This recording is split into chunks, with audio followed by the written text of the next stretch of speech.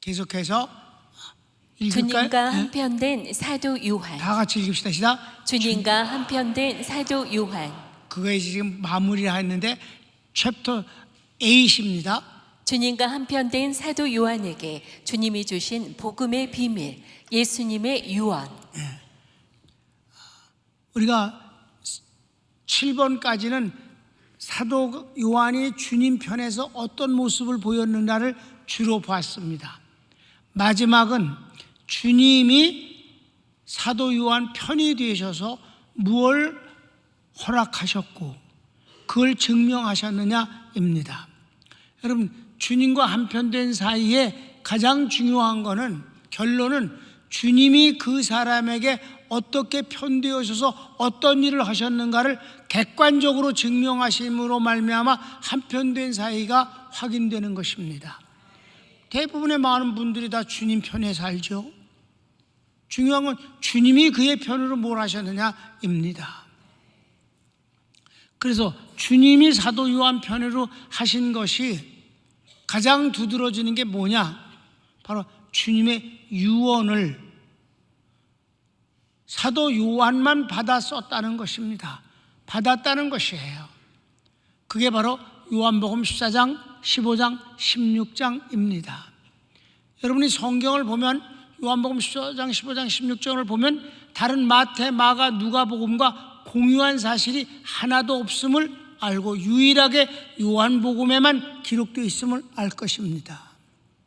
그게 바로 주님이 12제자가 다 있는 데서, 가룟 유다가 떠난 뒤니까 11제자가 있는 데서 공적으로 말씀하신 것이고, 그게 마지막 말씀이며 내용이 아주 심각하고 중요한 겁니다. 그리고 많습니다. 그런데 왜 한마디도 다른 사도들은 안 했을까요? 내용이 성령이었기 때문입니다. 오순절에 저희들이 성령을 받았지만은 예수님이 십자가에 못 박혀 죽으시기 직전에 하신 이 놀라운 성령에 관한 말씀을 다른 사람들은 깨달을 수가 없었다는 것입니다. 요한에게만 주님이 그것을 허락해 주셨어요.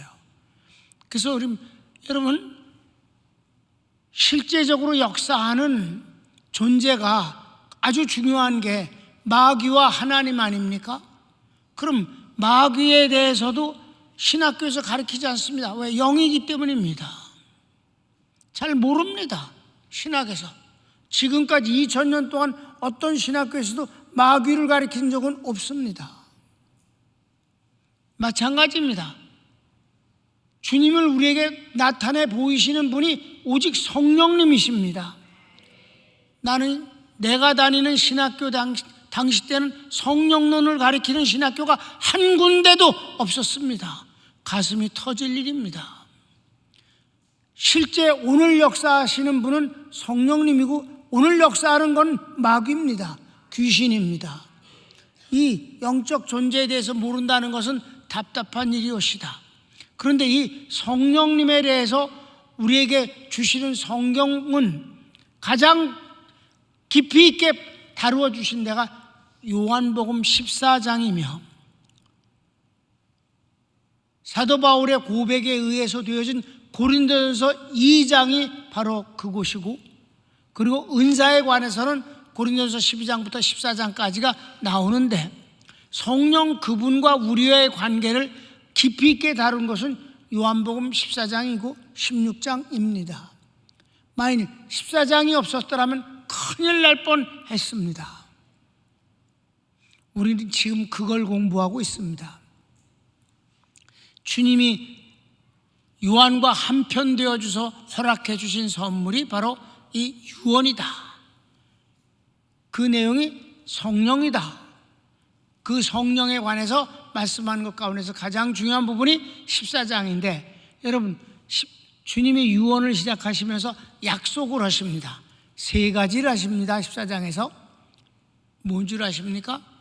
첫째는 천국을 만들러 가서 천국을 다 만들면 너희도 나와 함께 천국에서 영원토록 살기 위해서 데리러 오겠느니라. 재림에 대한 약속임을 아시기 바랍니다. 두 번째 약속은 다른 데는 없습니다. 요한복음에만 있는 것인데 요한복음 14장 지난 시간에 공부했던 12절, 내가 한 일을 너희도 할 것이요 나보다 더 많은 일을 할 수 있게 되는 것은 내가 아버지께로 가기 때문이다. 곧 성령이 오시면 너희는 내가 한 일도 똑같이 하고 더 많은 일을 한다. 왜? 성령님이 하시는 거니까. 내가 하는 게 아니라 성령님이 하시는 것이기 때문에 그 어마어마한 약속을 주셨습니다. 굉장한 겁니다. 봅시다. 성령님을 통한 또 다른 기적을 약속하십니다. 뭘까요? 계속 예수께서 제자들에게 자신을 나타내시는 것에 대한 것입니다. 아주 신비한 일입니다. 나를 믿는 사람 가운데서 어떤 사람은 나를 그에게 나타내겠다 라고 말씀하시는 이 놀라운 기적의 약속입니다. 여러분, 담임 목사가 옛날 성경 열심히 읽으면서 특별히 이 14장 21절은 다른 성경보다도 정말 등어리가 찌릿찌릿하고 소름이 끼치는 듯한 그런 전율을 느끼곤 했었습니다. 오늘 여러분은 21절 한 절을 갖고 공부하게 될 것입니다. 놀라운 약속 때문에 그렇습니다. 자, 1번. 누구에게 어떻게 이런 일이 일어날까요? 주님이 어떤 사람에게서 당신을 나타내신다. 여러분, 이 점이 너무 난 놀랍다고 생각하는 것은 내가 신학교에 입학할 때 나는 그 직장 생활을 했는데 그게 방송국이었습니다. 그럼 방송국에서 보면은 이제 뭐 그 탤런트들이 이제 연기하고 그러는 거 드라마도 찍고 그러잖아요. 그러면 그네들을 이렇게 보았을 때 참 그네들의 재주가 대단하다고 생각을 해요. 그러면 어떤 사람이 자기는 그 본인이 있는데 배역을 왕을 맡았다. 그럼 그거는 왕이 돼버리는 거예요. 왕이 나타나는 거예요, 그에게서. 그렇습니까? 그 배역이 왕이면 드라마에서 왕으로 나타나는 거야. 깡패면 깡패가 나타나는 거야. 사기꾼이면 사기꾼이 나타나는 거고. 그 배역에마다 다 달라요. 그런데 이 배역을 잘 하기 위해서 자기가 거지가 아니면서도 불구하고 노숙자가 아닌데도 불구하고 그런 배역이면 그런 사람들하고 같이 생활은 안 해도 그런 곳에 가서 그 분위기를 익히고 눈으로 보면서 그렇게 합니다. 또 특별히 이제 사투리를 해야 되는 어떤 지방의 특색의 역할을 맡는다면 거기 가서 한 달 정도 생활하면서 그 방언, 그 사투리를 자연스럽게 구사할 수 있도록 아주 엄청나게 연습을 하고 집에서도 그 사투리를 계속 쓰고 사람을 만나도 그 사투리를 쓰고 그렇게 열심히 해야 그 배역을 하는 거예요. 여러분, 그 배역 감당하기 위해서 무지개를 씁니다. 어떤 사람은요, 이렇게 뚱뚱했던 사람이요, 그 배역이 말랐다. 그 뭐 20kg도 말려요. 이것들이 대단합니다. 그 나름대로 그네들 직업의식이라는 게 굉장해요. 옆에서 봤으니까. 그러니 그런 걸 보면서 지내다가 그래서 실제는요, 실제 주인 사람보다도 배역을 하는 애가 더 실감나게 해. 제3자가 봤을 때는. 근데 내가 성경을 여기 읽으면서 자, 배역을 왕을 맡으면 잠깐 동안 왕이 되기도 하고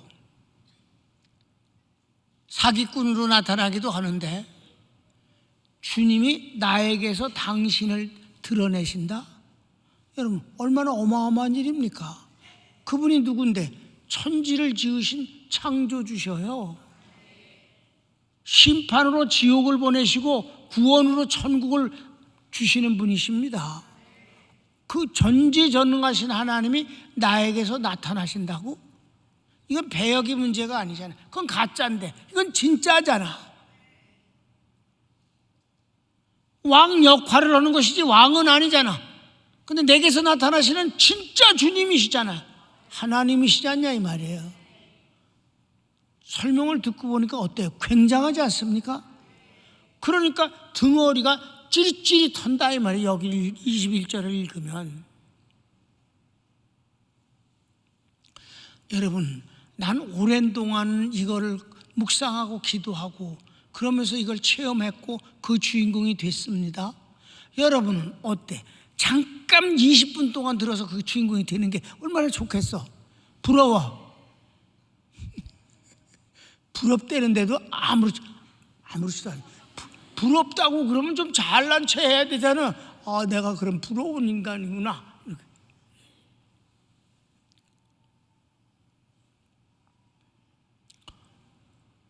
정말 놀라운 일이란 말이에요. 생각을 해볼수록 이건 기가 막힌 신비요 기적입니다.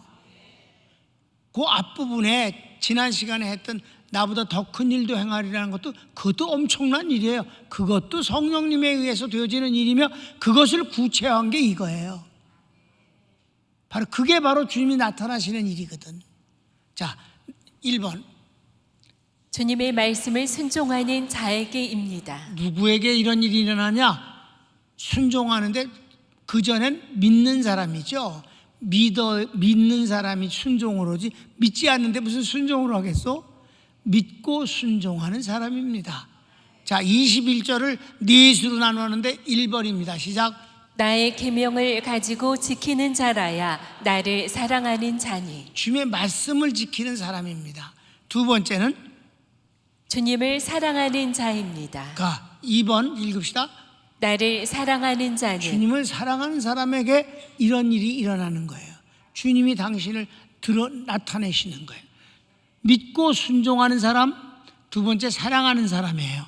그 다음에 그렇게 되면 어떤 일이 일어나냐? 3번. 이런 사람을 하나님이 사랑하십니다.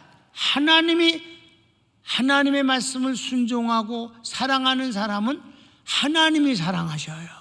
여기서는 하나님과 성령님, 예수님이 동시에 나타나는 일이거든. 3번. 내 아버지께 사랑을 받을 것이요. 하나님의 사랑을 받는다는 거예요. 그러면 4번은 누구 사랑이야? 예수님의 사랑을 받는 거예요. 하나님의 사랑을 받고 4번은 예수님의 사랑을 받아요. 4번. 이런 사람을 예수님은 사랑하셔서 그에게 주님 자신을 드러내시고 그리스도 사역을 나타내신다는 것입니다. 자, 성경을 읽읍시다. 나도 그를 사랑하여 그에게 나를 나타내리라. 아멘. 지금도 막 전율이 일어나요. 내가 그를 사랑해서, 그러니까 사랑하는 사람에게 주님이 나타나시는 거예요. 궁극적인 것은 주님이 사랑하는 사람에게 그 일을 그러니까 사도 요한이 어떤 사람이 주께 사랑받는 제자라는 별명을 받았잖아요. 그러니까 마태도 마가도 누가도 아니고 요한에게만 당신을 드러내신 거예요. 어떤 분으로? 성령님의 역사를 그에게 나타내리라. 마태에게 그런 말씀을 하신 적이 없어요. 마가에게 누가에게 하신 적이 없어요. 바로 요한에게 이 말씀을 주신 거예요. 그럼 나타난다는 것은 무엇을 말씀하실까? 주님이 짠 하고 어떤 모습으로 나타나시니까 그건 아니에요. 주님이 당신을 나타내시는, 드러내게 하시는 건 첫째 말씀입니다. 말씀으로 나타내시는 거예요. 그러니까 주의 종과 성도들이 좀 다른데, 주의 종은 말씀을 전할 때 주님이 나타나서 그 말씀이 당신의 말씀임을 증명해 주시는 것이 나타내시는 거예요. 이거 말씀보다 더 실감나는 얘기를 합시다. 주의 종에게 병을 고치는 권능을 주셔서 주의 종이 기도할 때 주님이 나타나서 병을 고쳐주시는 일입니다. 그런데 그걸 종이 고치는 게 아니잖아요. 종은 기도할 뿐이었고 주님이 나타나서 치료하신 겁니다. 대신방을 하면요, 재미난 것들을 많이 확인해요. 나는 모르고 그냥 지나갔는데 그 감사하는 건 가운데서 언제 뭐 어디가 아파서는데, 언제 뭐 목에 암이 있었는데 목사님 기도받고 그게 깨끗이 사라져서 지금 저 병원에도 안 갑니다, 뭐 이런 말을 썼는데 난 그걸 모르고 있었단 말이에요 지금. 근데 난 자꾸 가만히 봐도 기도해 준 기억도 없어. 요 인간한테 내가 기도를 해준 적이 없어. 근데 내가 어디서 기도했으니까 2층 로비에서 해줬대. 아 그래? 그러니까 난 기억도 안 나니까 내가 고칠 리는 없는 거고 주님이 나타나신 것이다. 아멘. 그러니까 병 고침을 먼저 얘기를 하니까 실감 나죠? 말씀도 마찬가지예요. 그래서 나는 설교라는 단어를 별로 좋아하지 않았습니다. 필요해서 교인들에게 이해시키기 위해서 설교라는 말을 쓰기는 하지만 내 자신에게는 설교라는 단어를 안 씁니다. 난 복음을 전한다고 말합니다. 설교 그러면 주체가요 사람입니다. 그 목사님 설교 잘하셔. 아, 그 목사님 설교가 별로야. 그 사람의 어떤 표현 능력을 주로 말하고 있습니다. 설교를 잘하면 주님이 나타나시는 거예요? 설교를 잘 못하면 주님은 안 나타나시는 거예요? 어떻게 되는 거예요?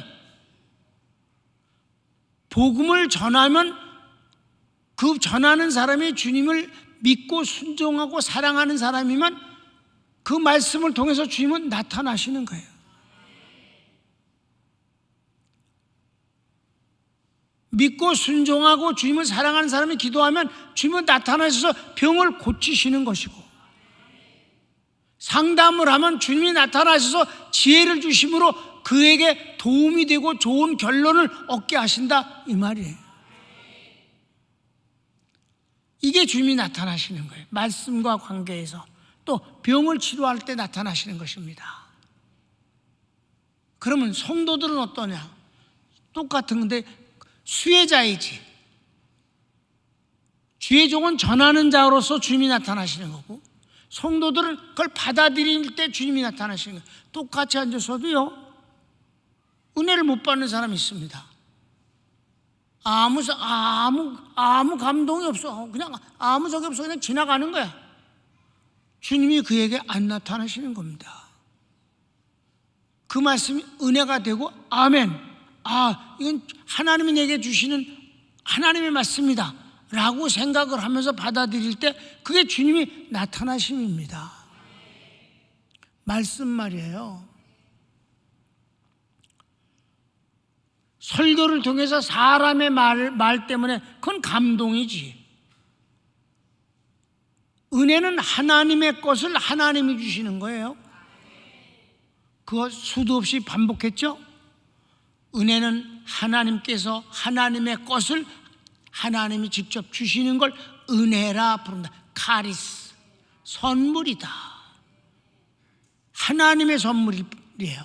축복은 이 세상이 갖고 있고 사람도 가질 수 있는 것을 하나님이 더해 주시는 걸 축복이라고 그런다. 돈 따위들, 세상 사는데 어떤 일, 이런 것들 사람도 할 수 있고 세상을 갖고 있는 거예요. 그걸 하나님이 우리에게 더해 주신다. 축복이다. 그러니까 은혜가 더 중요하죠. 은혜를 받으면 축복은 열매로 따라오게 돼 있거든. 그러니까 여러분, 설교보다는 복음을 전하는 것이 옳다고 나는 믿습니다. 그러니까 성도들이 하나님의 말씀으로 받아들일 때 하나님의 말씀이 그 속에 믿음이 되어지고 이 믿음이 세상을 이기는 능력이 된다고 주님은 말씀하시는 거예요. 여러분이 말씀을 그렇게 하나님이 나타나서 여러분에게 주시는 선물로 은혜 받으시기를 바랍니다. 또 마찬가지예요. 병이 낫는 것도 그렇습니다. 믿음과 순종, 주님을 사랑하는 사람에게 하나님은 그 일을 하시는 거예요. 그래서 여러분, 여러 번 얘기했지만은 주님이 딱 한 번만 고향 나사렛을 가셨고 그 다음엔 가시지 않았고, 그 나사렛은 주님 앞에 크게 저주를 받았습니다. 주님이 30년을 산 고향입니다. 초기 갈릴리 전도 중간쯤에 아주 가까우니까 갈릴리 쪽에서 나사렛은 그냥 산만 올라가면 바로 거기가 나사렛이에요. 30년간 살았던 고향을 가셨어요. 그랬더니 그 고향 사람들이 많지도 않은 동네죠. 사람이 화전민이니까. 예수가 왔댄다. 요즘 아주 그 유명한 예수 말이야. 우리가 알고 있는 그 예수. 엄마는 마리아고 아버지는 요셉이고 그 동생 5이나 되고 이러면서 다 알고 있는 사람이다 이 말입니다. 근데 그 예수가 그렇게 유명하다며? 막 병도 고치고 막 기적도 하고 막 물로 포도주를 만들고 막 야단이래.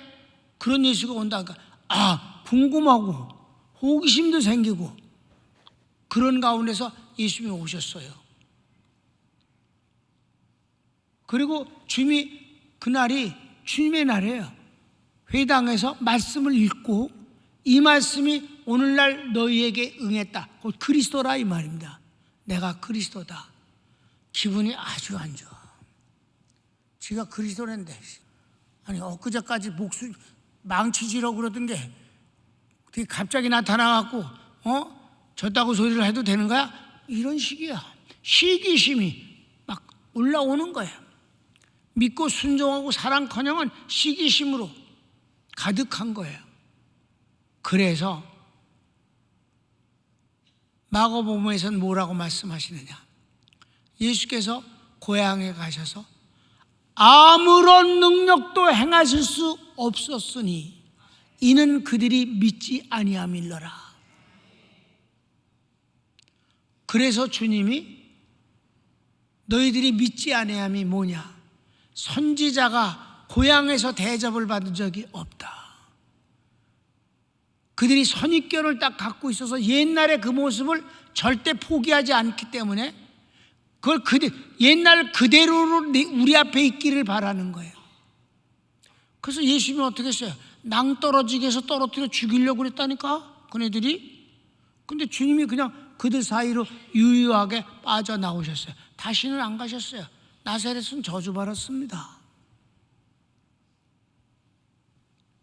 그러니까 안 믿는 거야. 어쩔 수 없는 거지만 안 믿은 결과는 비참이다. 그래서 성경 전체에서 믿지 않기 때문에 주님의 능력을 행사할 수 없었다는 유일한 이 그 본문에 나는 믿고 순종하고 사랑하는 자에겐 주님이 나타나신 것과 대비돼서 다르다, 반대다. 어디에 속하겠는가? 주님을 믿고 내게서 주님이 나타나면 그보다 더 큰 영광이 어디 있겠는가?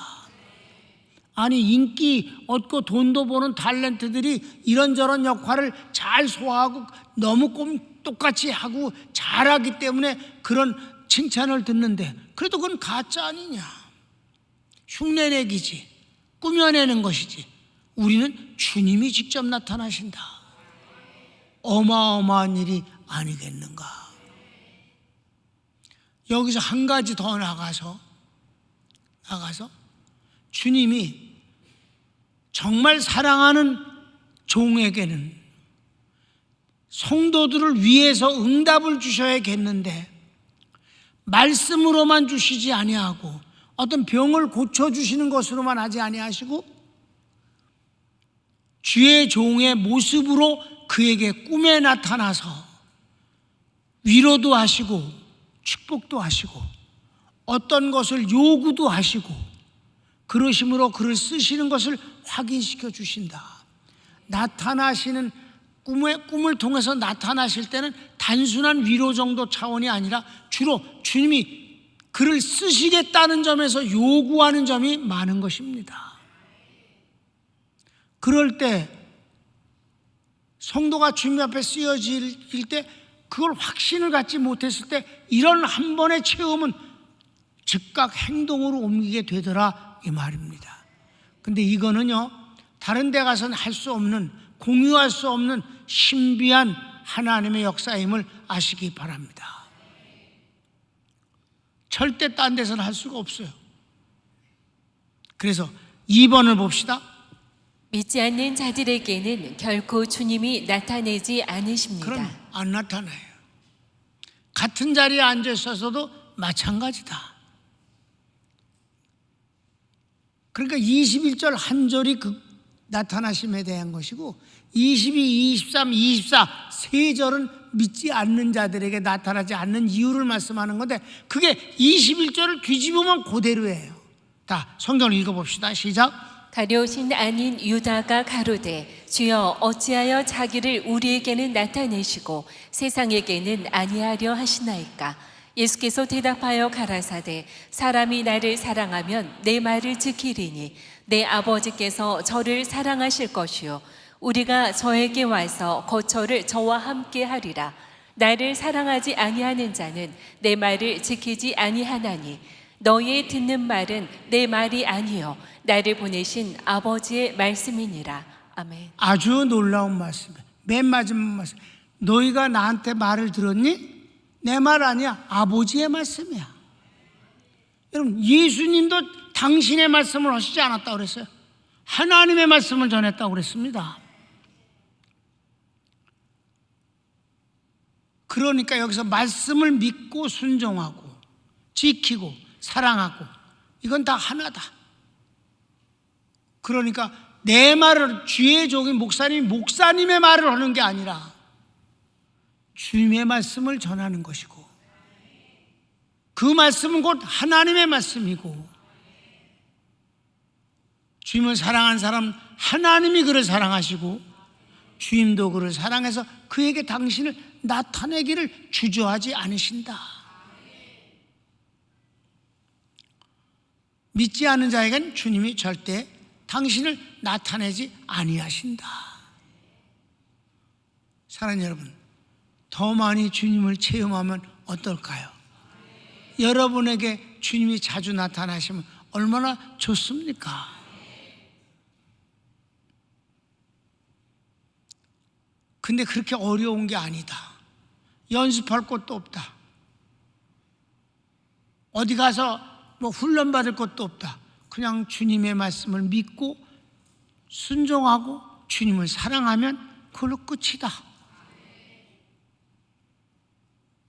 주님이 우리에게 너무 많은 어려운 걸 요구하신 적이 없어요. 네가 짊어질 이상의 짐을 너에게 맡긴 적이 없다 하셨습니다. 내가 너에게 맡기는 짐은 쉽고 가벼움이니라. 감당할 만한 것만 주님은 짐을 주시는 것입니다.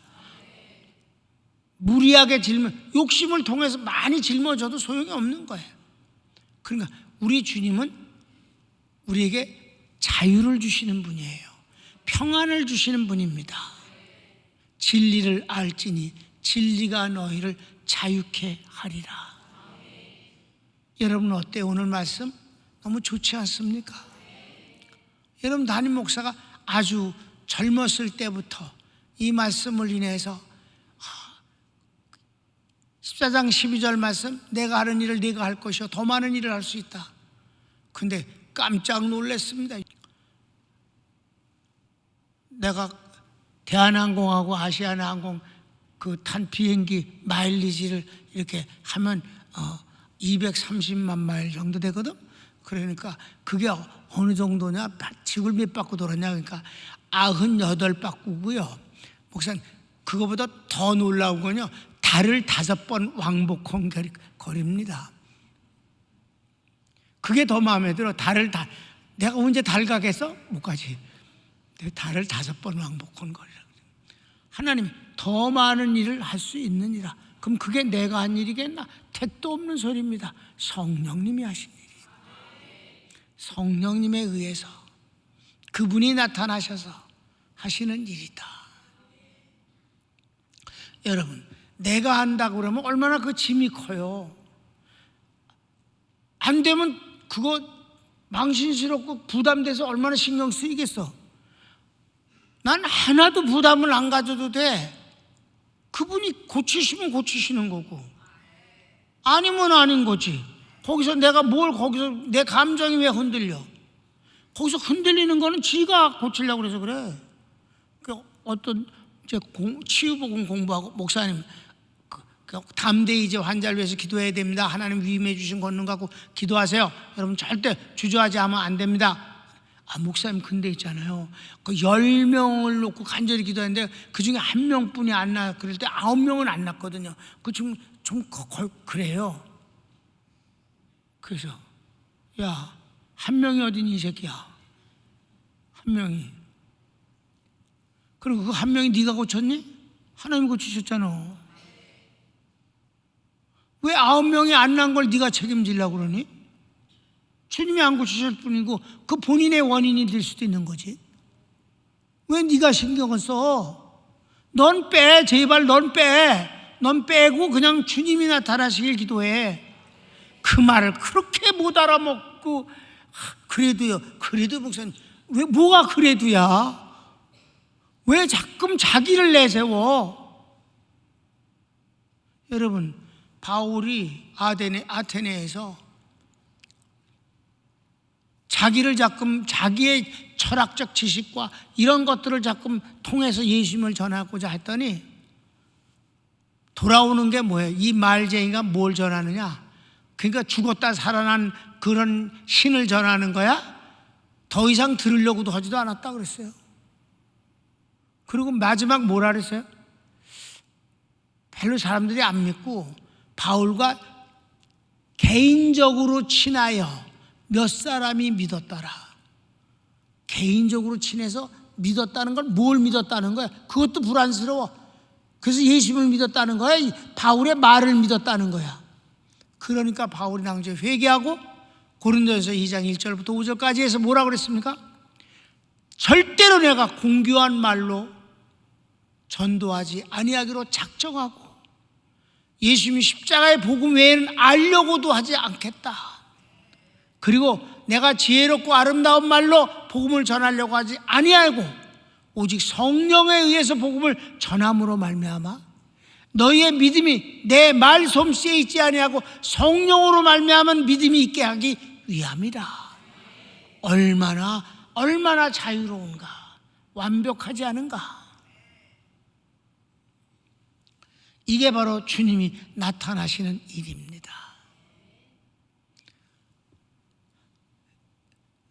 여러분, 그동안 내 이런 설교 한 번도 안 했는데 오늘 이 본문이 이게 나왔기 때문에 옛날 얘기도 하고 그 체험도 고백하면서 이 말씀을 전하고 나니까 속이 후련하고 시원하고 좋습니다. 여러분, 더 자주 더 많이 주님을 체험하십시오. 주님이 여러분에게서 자주 나타나기를 원하실 겁니다.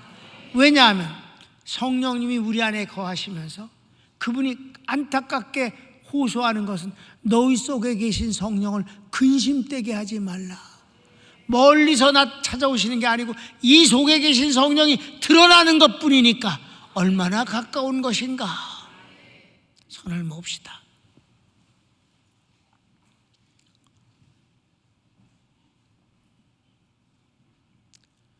사랑하는 여러분, 나는 설교하지 아니하고 복음을 전했습니다. 이 복음을 복음되게 하시는 이는 성령님이십니다. 나 여러분이 주님을 더 자주 만나기를 원합니다. 다 같이 주여 한번 부르기도 합시다. 주여, 사랑하는 주님.